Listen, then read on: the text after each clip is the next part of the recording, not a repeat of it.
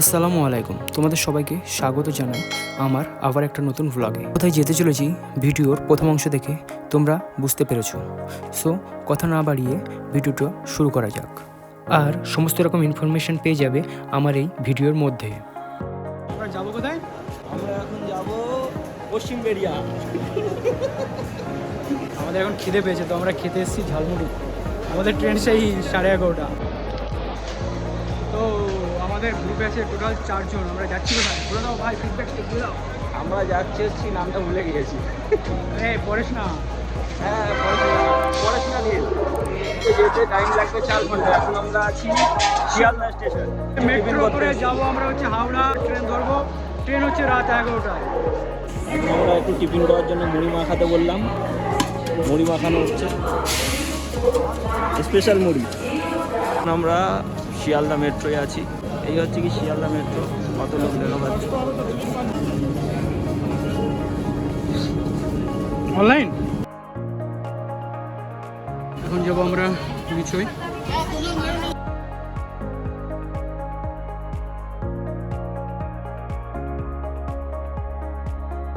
দীর্ঘ প্রতীক্ষার পর আমাদের মেট্রো এসে গেছে এবং আমরা মেট্রোতে উঠেও পড়েছি। আর মেট্রো এগিয়ে চলেছে তার গন্তব্যের দিকে এবং আমরা শিয়ালদা স্টেশনকে বাই বাই করে এখন আমরা আছি গঙ্গার নিচে। গঙ্গার নিচে দিয়ে মেট্রোটা এগিয়ে চলেছে হাওড়ার উদ্দেশ্যে। আর আমরা সেই রাইডটাকে এনজয় করছি আর তোমাদেরকে দেখানোর চেষ্টা করছি। ভাবলেই কেমন অবাক লাগে, তাই না, যে আমরা গঙ্গার নিচে দিয়ে যাচ্ছি।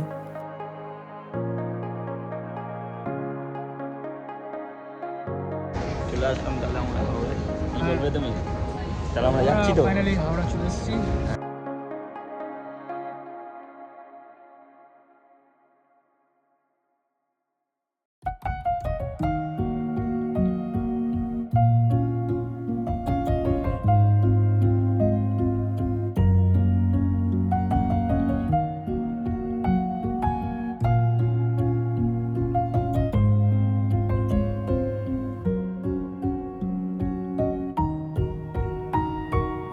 আমরা এখন যাচ্ছি টিকিট কাউন্টারে। ঝটপট টিকিট কেটে 11টা পর্যন্ত ওয়েট করতে হবে।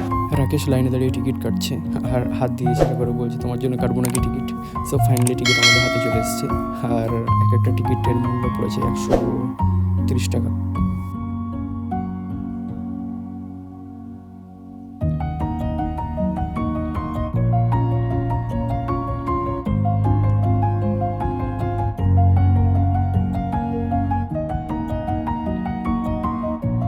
ফুললি কনফিউজ আছি এখন, কারণ 2-3টে করে লাইন লেগেছে। ঠিক আছে, একটা লাইন আছে আপাতত, এই একটা লাইন আছে।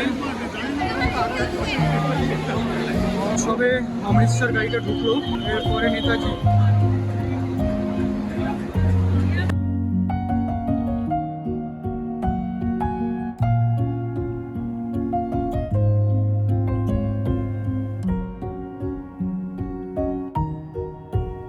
ভাই এসছে যে আমাদের গাইড প্লাস হচ্ছে স্পন্সর।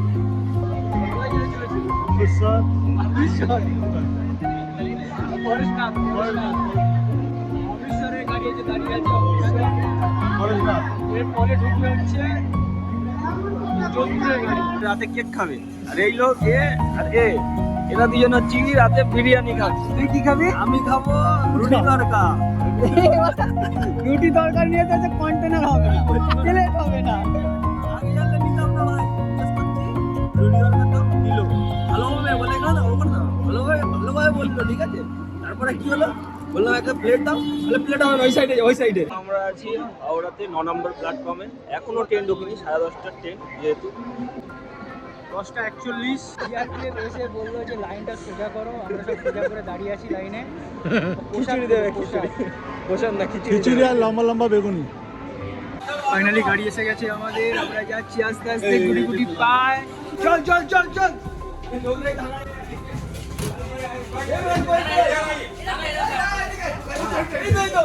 ভাই জ্বালাদার আমার তো জ্বালাদার।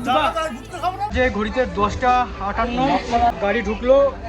ঢোকার পরে দৌড়ে দৌড়ে আসলাম, এসে সিট নিলাম। জানলার ধারে সিটটা আমি ভাগ্যক্রমে পাইনি অবশ্য।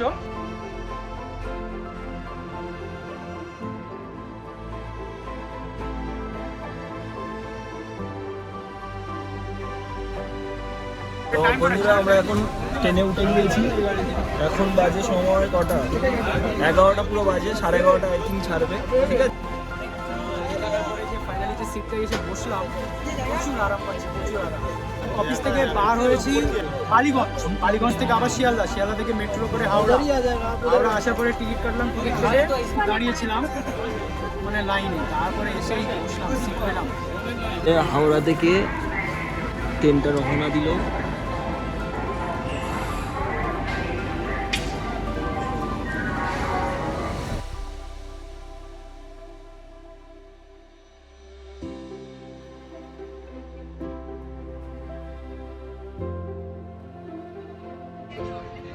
আমরা নামবো, স্টেশনে ঢুকছি, বাজে 4:38। Welcome to Parasnath. একটা মজার বিষয় কি জানো, যখন আমি স্টেশনে নিয়ে ভিডিও করছি তখন একটা ছেলে থামস আপ দেখাচ্ছে, ভাবছি আমি বড় কোনো ইউটিউবার হয়তো। চলো স্টেশন থেকে বাইরে বেরিয়ে দেখি কিছু আছে কিনা। তবে স্টেশনের বাইরে ভালোই ঠান্ডা আছে, ভালোই না অনেকটাই ঠান্ডা। আমরা হেঁটে হেঁটে এখন যাবো স্টেশনের বাইরে। আরও আমাদের মতো অনেক ছেলে পেলে এসছে পড়াশোনা ঘুরতে, এটাই হচ্ছে সব থেকে ইন্টারেস্টিং বিষয়। চলো টাটা বাই বাই, গাড়ি বেরিয়ে যাচ্ছে সামনের গন্তব্যের দিকে।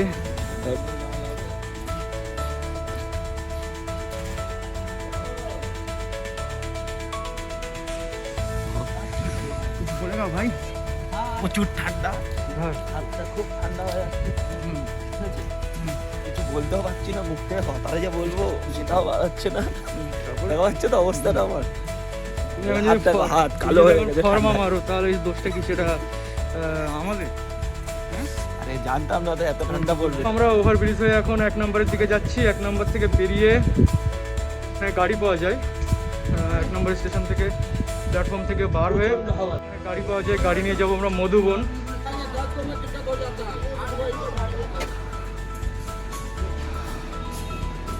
এখানে অনেক মিনি গাড়ি দাঁড়িয়ে থাকে, তো তোমরা এই জায়গা দিয়ে গাড়ি পেয়ে যাবে।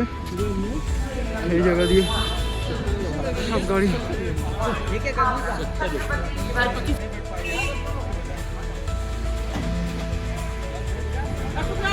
আমরা ফাইনালি এই গাড়িটা বুক করলাম 60 টাকা করে। তোমরা যদি আসো একটু বার্গারিং করবে, দেখবে অনেক গাড়ি দাঁড়িয়ে থাকে, তো তোমরা 70 টাকার গাড়ি 60 টাকায় পেয়ে যাবে। যেমন আমাদের 50 টাকাও হয়ে যাবে যদি একটু খোঁজাখুঁজি করো, বার্গারিং করো। যেমন আমরা ফার্স্টে 70 টাকা বলার পরে একজন এসে বললো 60, তারপর আমরা আবার 60 বার্গারিং করলাম, করার পরে 60 টাকায় আমাদের পুরো কনফার্ম হলো। বসে রয়েছি, আর 4 জন মতো আসবে, আসলে গাড়ি ছেড়ে দেবে, তারপরে বাদ বাকিটা আবার তোমাদের সঙ্গে দেখা হবে পুরো একদম ডিউটিতে গিয়ে। অভিজ্ঞ যারা যারা উঠবে প্রথমত, ঠিক আছে, দেখে উঠবে। রিজন হচ্ছে কি একটাই, এরা বলবে হ্যাঁ মধুবন যাব, কিন্তু এরা নামিয়ে দিচ্ছে 2 কিলোমিটার দূরে। এদের সঙ্গে কথা বলে নেবে পুরো মধুবন, মানে যেটা হিলের কাছে ওখানটা নামবে। ওরা মানে উঠে যাবে, 50 টাকা নেবে, আমাদের 50 টাকায় দিয়েছি। প্রথম বলে 60 টাকা, 70 থেকে এসছে 60 টাকায়। 60 টাকা থেকে আমরা দিয়েছি 50, কিন্তু 2 কিলোমিটার দূরে লাগিয়েছে। হেঁটে হেঁটে এখন যাচ্ছে আমরা, এটাই কষ্টের ব্যাপার ঠান্ডায়। তোমরা যারা আসবে তারা সেইভাবে কথা বলে নেবে, কারণ ওরা এলাকার ছেলে ওখানে ব্যারিকেড লাগিয়ে দিয়েছে পার্কিং বলে, গাড়ি এর থেকে আগে যাবে না। তো ওখান দিয়ে আবার অটো দাঁড়িয়ে আছে, সেই অটো করে আবার যেতে হবে। এই যে লাঠি নিয়েছি ট্রেকিং করার জন্য। আমার বন্ধুর এখনো লাঠি পছন্দ হয়নি। এখন টাইম 6:05। প্রচুর পরিমাণে পর্যটক এসছে আজকে। এখানে অনেক দোকান পেয়ে যাবে, কিন্তু আমার মতে খাবার টাবার এখান থেকে খেয়ে বা নিয়ে ওঠাই ভালো। ওপরে গেলে দাম বেশি হবে। তো সামনে যে গেট, এটা মনে হচ্ছে মেন এন্ট্রান্স। তারপরে হোটেল পেয়ে যাবে, নাইট স্টে করতে পারো তোমরা এসে।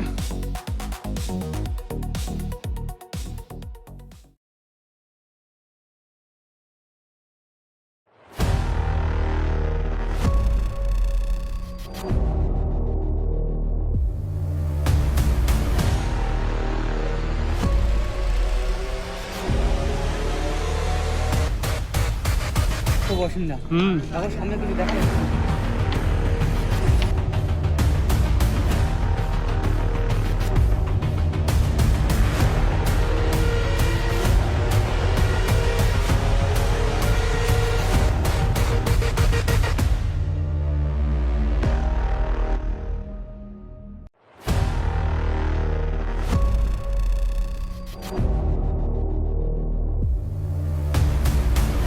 এখান দিয়ে শুধু জাস্ট এইটুকুনি শর্টকাট করার জন্যে এতটা ঘুরে আসে।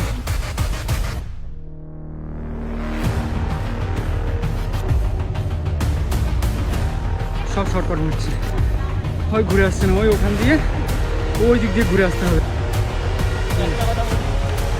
যারা ব্যাগ যত খালি করবে তত ভালো, জলের বোতল নাহলে এখানে এসে বহুত বাঁচতে হবে। রিজন আমরা পরে আছি দেখো।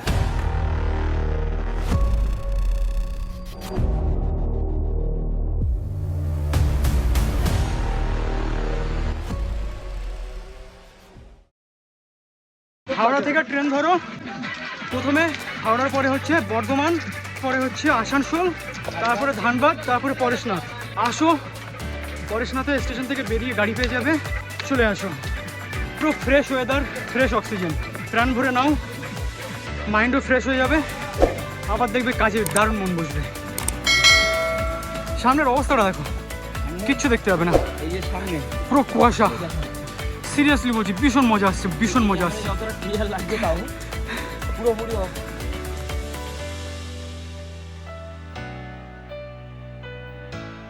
একটা জঙ্গল সাফারিতে বেরিয়েছি, পুরো কুয়াশা। সেই কুয়াশার ভিতরে সামনের লোক তুমি বুঝতে পারবে না, এত পরিমাণে কুয়াশা। আমরা এতক্ষণ আমরা কত কিলোমিটার উঠে এসেছি তাও মিনিমাম 2.5 কিলোমিটার। তোমাদেরকে একটা জিনিস দেখাবো, দেখলে অবাক হয়ে যাবে। সামনে একটা দিদা যাচ্ছে, তার বয়সটা বললো তো আন্টি বেলুর মঠ দিয়ে আসছে। হ্যাঁ, পুরো যাবেন তো? আপনাকে থেকে বেশি ভালো লাগছে জানেন তো, আপনি যে এই বয়সে উঠছেন পাহাড়ে, আমাদের যে কষ্টটা হচ্ছে, আর আপনি যে উঠছেন, এটাই থেকে সব থেকে বেশি ইন্সপায়ার্ড হচ্ছি। একদম নিচে থেকে টপ পর্যন্ত যার জন্য বাইকও পাওয়া যায়, বাট বাইকের রেটটা একটু বেশি, 1600 থেকে 2000 টাকা পর্যন্ত।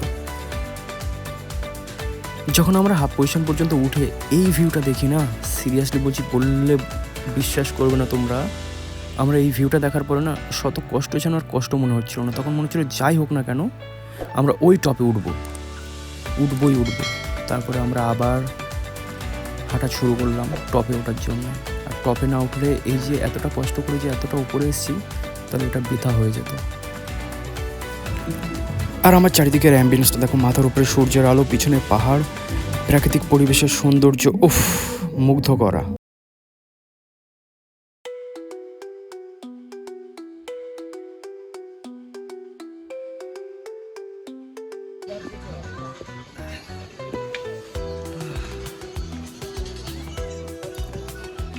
কেমন কষ্ট?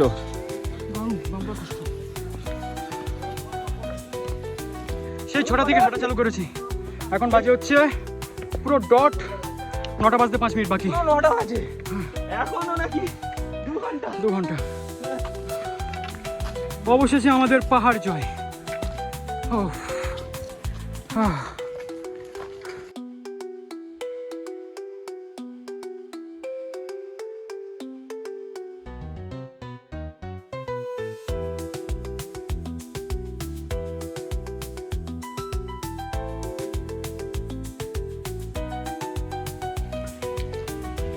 যতদূর চোখ যাবে শুধু মেঘ। আমরা সেই নিচে থেকে এসেছি, আরো নিচে থেকে।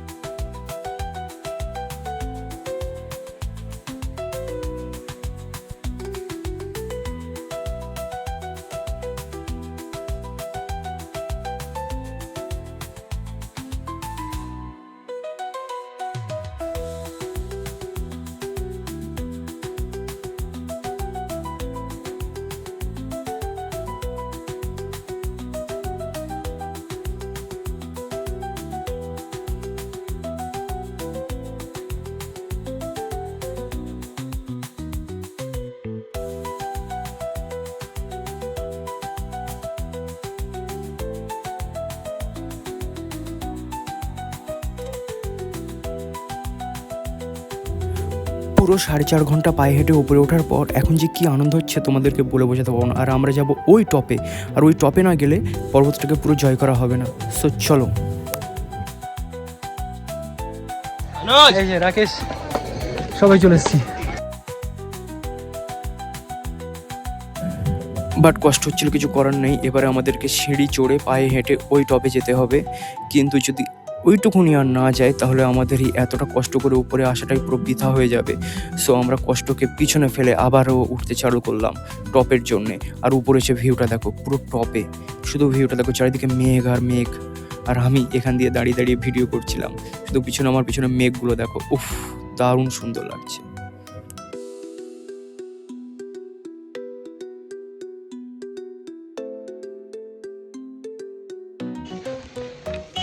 আমরা পর্বত জয় করে এবারে নিচে ফিরে যাচ্ছি। আমরা নামছি নিচের দিকে। নামার সময় রাস্তাটা দেখো কতটা নিচু নামছে দেখো। জানি না তোমরা ঝর্ণার আওয়াজ শুনতে পাচ্ছ কি না।